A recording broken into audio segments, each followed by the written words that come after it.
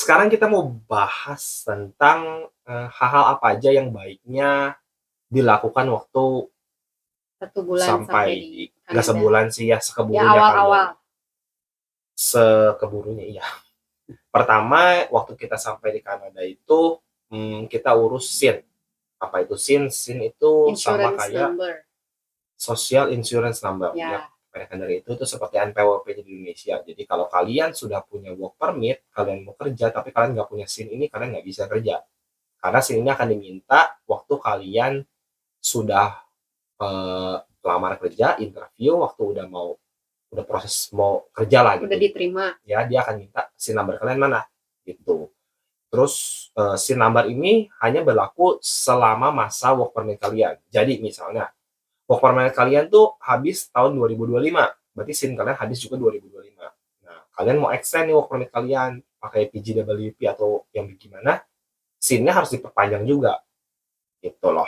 Terus yang kedua, oh, urutan 1, 2, 3, 4, 5 ini enggak wajib harus satu ini terus dua ini, enggak, kita hanya cerita yang kita lakukan aja, prosesnya apa aja. Terus selanjutnya SIM card. SIM card. Jadi waktu kita sampai di kan kota terbesar sebelum Sydney yang kita lalui itu Halifax. Di Halifax ini kebetulan waktu kita udah ambil luggage mau keluar, di depannya tuh ada counter Vido ya. Iya. Vido, counter Vido. Nah, di situ dia ada menawarin beberapa paket. Kita pilih tuh paket yang kita mau apa.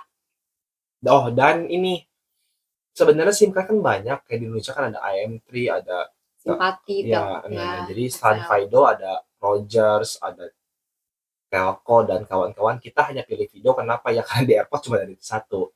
Terus promo yang tawarkan itu oke lah, karena Ya, promo yang tawarkan itu tuh benar hanya berlaku di airport aja.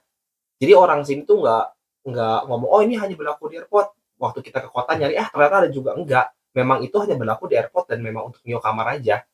Kayak ada masa berlakunya juga sih, itu berlakunya misalnya sebulan dari tanggal sampai tanggal segini. Jadi kalau kalian datangnya bulan depannya udah nggak berlaku tuh promo. ya itu. Begitu. SIM card. Jadi kalau untuk SIM card kita nggak bisa rekomen, oh merek ini atau ini, karena kita nggak tahu. Kita hanya beli yang kita lihat aja waktu itu. Pilihannya hanya ada Vido. Tapi lebih baik SIM card lama kitanya, yang SIM card Indonya jangan di. Ya, ini obrolan kita sama teman-teman yang udah nyampe di sini agak lama. Mereka menyesal kenapa? Karena SIM card Indonya diangusin. Dengan angus otomatis mobile banking mereka kan nggak aktif, nggak bisa dipakai. Sedangkan baterai token kan ada masa berlakunya ya, udah sekian tahun mati tuh. Akhirnya mereka nggak bisa transaksi ke Indonesia, agak repot. Bisa sih pakai cara lain, cuman kalau memang bisa diaktifasi ya aktif aktif terus aja gitu SIM cardnya, kalian isi pulsanya tiap bulan dikit. Dan yang kita lakukan, kita tidak mau mencabut SIM card fisik Indonesia-nya kita di handphone. Kebetulan pakai iPhone cuma bisa satu SIM card. Nah, waktu di kantornya aku tanya, bisa nggak mau yang elektronik SIM card ya, eSIM? Bisa katanya. Ya udah, kita pakai itu aja. Terus selanjutnya yang kita lakukan itu bikin rekening bank. Rekening bank ya. Karena kita nggak bisa langsung transfer dari Indonesia ke Kanada sebelum kita sampai sini, karena kita belum punya rekening kan. Jadi terpaksa kita harus bawa uang cash. Nah, lama-lama pegang uang cash kan juga takut. Ya, Iya, kita bawa kalau ditinggal di rumah takut hilang, dibawa dibawa-bawa pergi juga takut takut hilang. hilang. Jadi pengen cepet-cepet bikin rekening. Ya seperti orang pada umumnya, kita datangnya nyampe Ya ke ke bank, bank. ke counter, ke CS, mau bikin Ya, rekening dong. Oh, ditolak. Ternyata harus online. Dan ternyata ini memang sebuah kebiasaan yang sudah terjadi di Kanada pada umumnya, apapun di sini kebanyakan online. Ya sudah, kita ikutinlah prosedurnya. Dan ya. ini kalian harus agak spare agak lama, karena oke-okean sih, kadang ada yang dapat 2 minggu, ada 3 minggu, bahkan teman kita ada yang dapat sampai sebulan tuh. Ini kita waitlist buat dapat nomor antriannya. Ya, kita kebetulan kita pakai bank di sini ABC. Kenapa milih itu? Karena dekat sama tempat tinggal kita.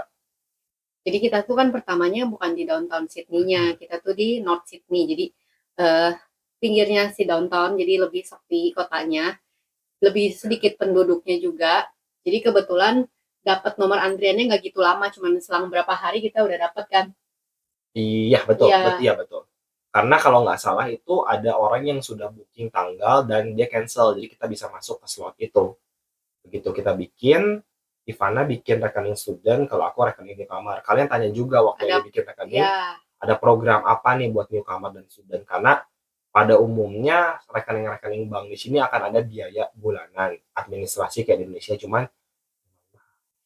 jadi kalau memang bisa gratis kan ya kenapa nggak pilih yang gratis? Jadi kita tanya, oh memang RBC saat Ivana bikin ada program fee administrasi sampai Ivana lulus kuliah, berarti selama 2 tahun. Kalau aku free administrasi selama 1 tahun, karena newcomer program dari bank, mungkin tiap bank berbeda. ya kalian banding-bandingin dulu aja. Di sini tuh ada Scotia, RBC, TD, Banyak. CIBC. Hmm. Nah, kalian bandingin aja tuh program student, program newcomer yang menurut kalian paling menguntungkan yang mana. Ada program cashback juga. Ya, Nah, itu yang kita lakukan setelah kita udah punya rekening, masukin uang, terus berjalan beberapa waktu, kita lihat ada bank lain. Ini banknya bank online. Kalau di Indonesia kayak apa ya? Blue dari BCA itu kan online, nggak ada kantornya nih. Kita bikin itu nama banknya Simply by dari CIBC. Jadi kita bisa tarik uang ATM itu pakai rekening, pakai ATM CIBC. Kita bikin itu semua full online dan nggak usah booking. ya. Kita semua itu full online, enaknya gitu. Cuman ya proses dari kita online, klik-klik sampai kartu datang butuh 1 mingguan.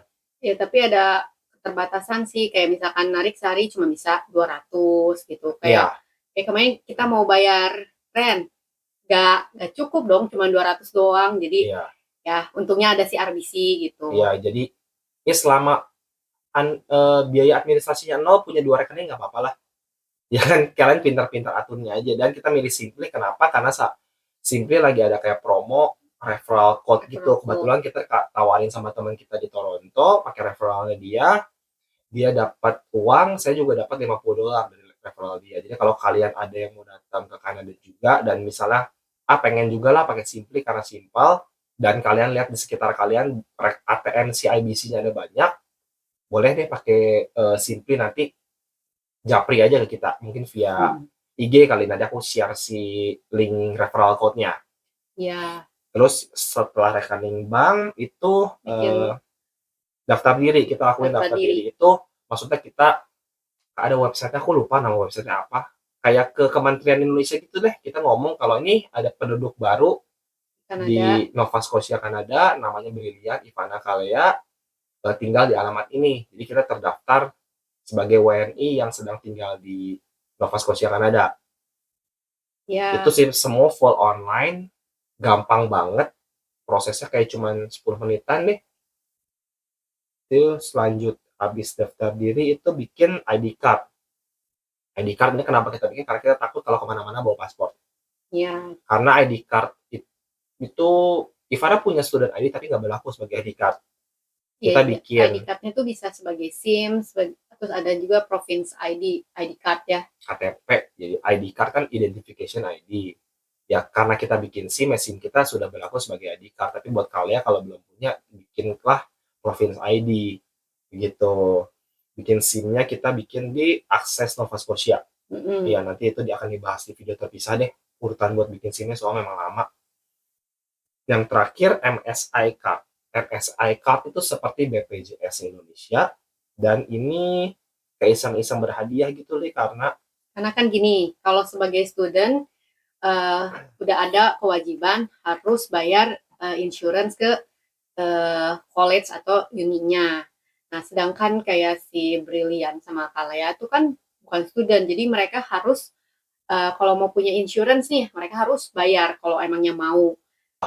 Kalau kalian datang ke Kanada hanya sendiri, hanya student, kalian nggak bisa bikin MSI card. Karena rules-nya itu kalian harus tinggal berapa bulan dulu di sini baru kalian eligible untuk apply MSI card. Tapi kalau kalian datang sebagai keluarga, Ivana yang sekolah, aku work permit, Kalea visitor. Nah, akunya tuh karena aku kan nggak punya asuransi. Negara akan kelimpungan kalau si aku ini kenapa-kenapa. Jadi aku tuh dikasih keringanan untuk bisa bikin MSI tanpa harus nunggu sekian bulan tinggal di sini. Nah, ada celahnya itu di saat aku bikin, aku mau punya 2 dependent. Aku daftarkan Kalea dan Ivana. Begitu. Jadi kalau kalian datang sebagai family, kalian bisa langsung apply MSI Card. Tapi kalau kalian datang sendiri, nggak bisa. Kalian harus tunggu berapa bulan, aku lupa itunya, untuk apply MSI Card. Ya, MSI Card ini dibutuhin banget juga buat kalian daftar sekolah. Karena kalau mau daftar sekolah di sini tuh si anak-anaknya udah harus punya insurance. Untuk asuransi itu tadi seperti yang aku bilang kan, MSI itu BPJS. Kalau kalian berlebih, kalian bisa kayak private institution kayak Ivana dari Ya, sekolahnya. bayar Ya, sendiri. jadi kalian Ivana itu diwajibkan sama sekolahnya yang bekerja sama misalnya dengan perusahaan prudensial. Ivana wajib punya asuransi selama 1 tahun, harganya sekian itu oleh prudensial. Kalau misalnya kalian nih anaknya nggak punya MSI,